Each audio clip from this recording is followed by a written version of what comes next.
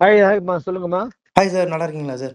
நல்லா இருக்கேங்கண்ணா, தேங்க்யூப்பா. Welcome to pain talkie. So இப்போ வந்து அஜித் சாரோட மேனேஜர் சுரேஷ் சந்திரா சார் நம்ம கூட லைனில் இருக்காரு. சார் சொல்லுங்கண்ணா. சார் 2 வருஷத்துக்கு மேலே ஆச்சு சாரோட படம் வந்து. ம் ஃபேன்ஸ்லாம் வெறித்தனமாக வெயிட் பண்ணி இன்னைக்கு ரிலீஸ் ஆயிருக்கு. எப்படி இருக்கு sir response? Response is very very very positive, overwhelming.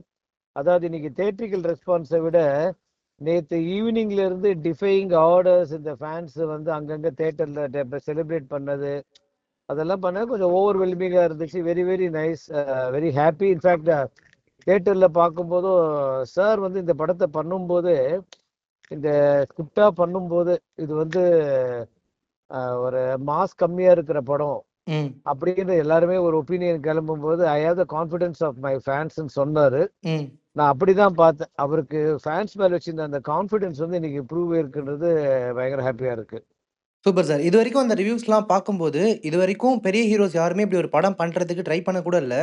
Ajith sir இப்படி ஒரு படம் பண்ணியிருக்காரு, ட்ரெண்ட் செட்டராக இருக்க போகுது அப்படின்ற மாதிரி சொல்கிறாங்க. அஜித் சார் ட்ரெண்ட் எந்த பாயிண்ட்ல செட்டரான்னு இப்படி ஒரு தெரியல. அதுதான் இது என்னன்னா, அவர் வந்து சார் வந்து ஒரு சில பல வருஷங்களாகவே, நான் சொல்றது ம் ஒரு 4-5 வருஷமாவே ம் அவர் வந்து இப்படி ஒரு படம் பண்ணணும்னு, அதாவது என்னன்னா, நீங்க வந்து love is not romance but care அப்படின்றது அவரோட கான்செப்ட். சரியா? Okay sir. ஸோ இதுல ஒரு படம் பண்ணணும்னா நிறைய வந்து இந்த ஸ்டாக்கிங் மர்டர்ஸ், ஆசிட் ஊத்துறது, வெட்டி கொத்துறது, குத்துறதுன்னு இருக்கு இல்லையா? ம் ஸோ இதெல்லாம் இருக்கும்போது, அப்படிலாம் ஒரு படம் இருக்கும்போது நம்மளோட சோஷியல் ரெஸ்பான்சிபிலிட்டியோட ஒரு படம், ஸ்டாக்கிங் எல்லாம் இல்லாம ஒரு விமன் ரெஸ்பெக்ட் பண்ண மாதிரி ஒரு படம் பண்ணணும்னு ஆசைப்பட்டாரு. Okay sir.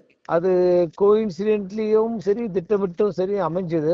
ம் பட் அதுக்கப்புறம் வந்து அதுக்கு ஏற்ற மாதிரி அதை எக்ஸிக்யூட் பண்ணி கொடுத்த டைரக்டர், அதை அக்செப்ட் பண்ணிக்கிட்ட ப்ரொடக்ஷன் கம்பெனி, சரிங்களா? So okay. அதுக்கப்புறம் வந்து இதுக்கு வந்து கடினமா உழைச்ச டிஓபி, மற்ற டெக்னீஷியன்ஸ் எல்லாருமே காம்ப்ளிமெண்ட் பண்ணாங்க. One mens idea. ம் பட் எவ்ரிபடி எதர் ஆர்டிஸ்ட், சின்ன சின்ன ஆர்டிஸ்ட் வந்து எல்லாரும், பெரிய ஆர்டிஸ்ட் எல்லாருமே காம்ப்ளிமெண்ட் பண்ணது படத்துக்கு. அதுதான் மிக சந்தோஷமான விஷயமா இருக்குது இல்ல. Super sir. So Ajith sir தான் இந்த படத்தினுடைய ஆரம்ப புள்ளி. மத்தவங்கலாம் அதுக்கப்புறம் தான் சேர்ந்திருக்காங்க இல்லையா? ஆமாம்மா, தமிழ்ல வந்து முதல் எழுத்து ஆ தானே. ஆமா சார்.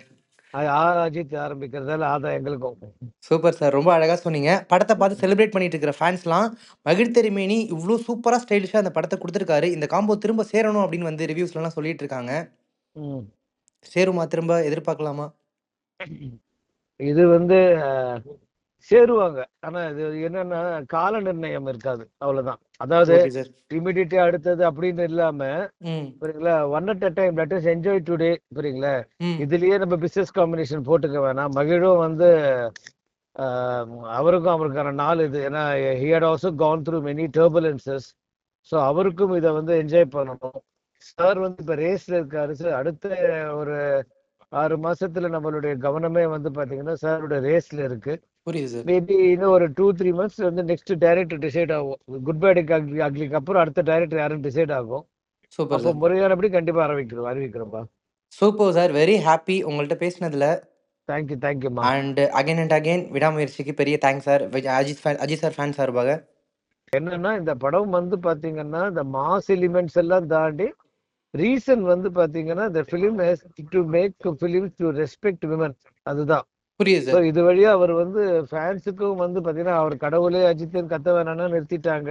ம். தலன்னு வேணா நிறுத்தினவங்க வந்து அதே மாதிரி இந்த படத்து வழியா இப்ப எல்லாருமே அந்த ஒரு இந்த take away from the movie என்னவா இருக்கும்னா, நம்ம வந்து respect, mutual respect to women இருந்துச்சுனாலே அவர் ரொம்ப சந்தோஷப்படுவாருங்க. ஸோ சோஷியல் ரெஸ்பான்சிபிலிட்டியோட கண்டென்ட் ஓரியன்டடா ஒரு பெரிய ஹீரோவோட படம். ஆமா, அவ்வளவுதான். இது ஒரு சின்ன காம்பினேஷன் தான். அது இது கரெக்டான ரைட் மிக்சர்ல படம் பண்ணா திருப்பி திருப்பி பண்ண முடியும்ன்றது வந்து ம். முகவரியில இருந்தே வருது இல்ல.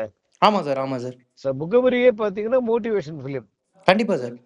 சரிங்களா? ஸோ ஒவ்வொரு ஸ்டேஜ்லயுமே வந்து ஒரு சார் இந்த இந்த எலிமெண்ட் ஆஃப் ரிஸ்க் எடுப்பார். இன்னைக்கு ஆனா மாஸ் அதிகமாக அதிகமாக ரிஸ்க் அதிகமாகுது. ஆனா அவர் எப்பவுமே சொல்ற விஷயம் என்னன்னு பாத்தீங்கன்னா, my friends are knowledgeable, I trust my fans அப்படின்ற விஷயத்த வந்து அது ப்ரூவ் பண்ணிட்டே வராங்க ஃபேன்ஸ். அவ்வளவுதான். Super sir. கடந்த சில படங்களுமே சரி சார், கமர்ஷியல் படங்களா இருந்தாலுமே அதுல ஒரு மெசேஜ் எப்போதுமே சார் படத்துல இருக்கும். ம். இப்ப அந்த கமர்ஷியல் அப்படின்றதெல்லாம் தாண்டி கம்ப்ளீட்டா கண்டென்ட் ஓரியன்டட் மூவி பண்ணியிருக்காங்க அப்படிங்கும்போது, இதே மாரியான படங்கள் அடுத்தடுத்து இல்லங்க. எதிர்பார்க்கலாமா? அப்படி உள்ள இதே மாதிரி படங்களா இருக்காது. It will be mixed bag. Okay சரிங்களா?